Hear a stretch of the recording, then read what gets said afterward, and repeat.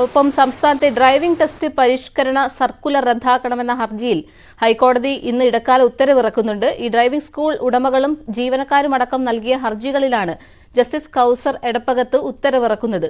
Transport commissioner ഇറക്കിയ circular കേന്ദ്ര നിയമത്തിന് വിരുദ്ധമാണെന്നും സർക്കാരിന് നിയമത്തിൽ മാറ്റം വരുത്താനാകില്ലെന്നുമാണ് ഹർജിക്കാരുടെ പ്രധാന വാദം. സംയുക്ത സമിതിയുടെ ബഹിഷ്കരണം ഇന്നും തുടരും. ആജ്ഞ, ഈ കേസിൽ എന്താണ് പ്രതീക്ഷിക്കേണ്ടത്?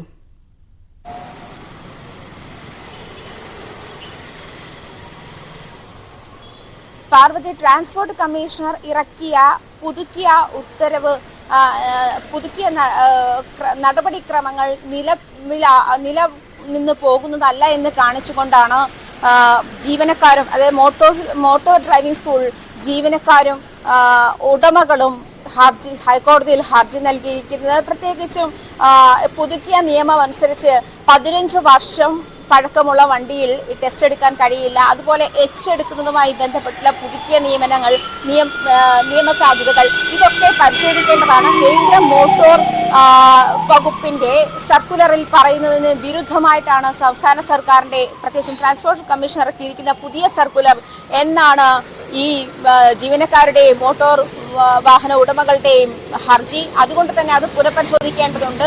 പലയിടത്തും 30 പേർക്ക് നൽകുന്ന അല്ലെങ്കിൽ അങ്ങനെ ലിമിറ്റ് ചെയ്തിരിക്കുന്ന ഒരു സാഹചര്യത്തിൽ നിന്ന് മാറേണ്ടതുണ്ട്. പലയിടത്തും പ്രതിഷേധം ഇപ്പോഴും തുടരുകയാണ്. ഇന്നലെ സംസ്ഥാന വ്യാപകമായി ഡ്രൈവിംഗ് സ്കൂൾ ഉടമകളും ജീവനക്കാരും ഇതുമായി പ്രതിഷേധിച്ചിരുന്നു. ലൈസൻസ് എടുക്കാൻ അല്ലെങ്കിൽ ടെസ്റ്റുമായി ബന്ധപ്പെട്ട് ഗ്രൗണ്ടിലെത്തിയ ആളുകളെ തടയുന്നു, പോലീസുമായി ഇതിൽ വാക്കേറ്റമുണ്ടാകുന്ന സാഹചര്യം ഉണ്ടാകുന്നു. ഇത്തരം സാഹചര്യങ്ങളൊക്കെ ഇന്നലെ സംസ്ഥാനത്ത് അരങ്ങേറിയതാണ്. അതുകൊണ്ട് തന്നെ അത്തരം സാഹചര്യങ്ങൾ ഇന്നും തുടരാം. ഇന്ന് എന്തായാലും വിധിയെ ഹൈക്കോടതി എന്ന് പറയുന്നു. പ്രത്യേകിച്ചും കൌസർ ഇടപ്പകത്ത് അധ്യക്ഷനായ ബെഞ്ചാണ് അതിൽ വിധി പറയുന്നത്. അതുകൊണ്ട് തന്നെ കോടതി എന്ത് പറയുന്നു എന്നുള്ള കാര്യത്തിൽ സൗഹൃദം വീക്ഷിക്കുകയാണ് കേരളമൊട്ടാകെ. പാർവതി,